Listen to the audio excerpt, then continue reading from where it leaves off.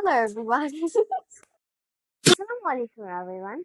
We always say laugh or smile, but there are different words based on the different ways of laughing. So without getting longer, let's learn the words.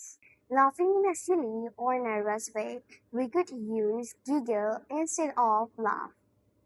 যখন আমরা বোকার মতো হেসে থাকি তখন আমরা সাধারণত গিগল ব্যবহার করতে পারি সবসময় লাফের বদলে। লাফিং in a soft or normal way, আমরা সাধারণত যখন বলতে যাই যে আমি নরম করে হাসছি তখন আমরা chuckle ব্যবহার করতে পারি লাফের পরিবর্তে।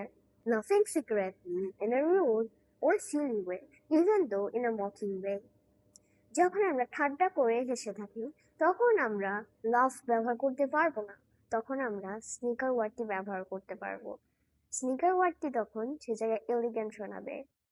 Laughing in a loud sound, especially after hearing very funny things, or when friends meeting together and having some jokes.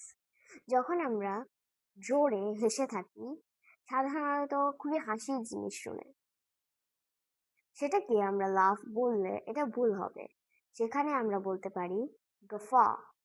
Laughing in a high pitch and harsh way, kind of witch laughing. যখন কোনো সময় আমরা মুভিতে বা যে কোনো সিনে যদি দেখি কেউ জাদুকরের মতো করে হাসছে, সেটাকে লাফ বললে আসলেই ভুল হবে, সেটাকে আমরা ক্যাকল বলতে পারি। আশা করি আপনাদের এই ভিডিওটি পছন্দ হয়েছে, এন্ড এরকম ভিডিও পেতে আমাদের সাথেই থাকবেন।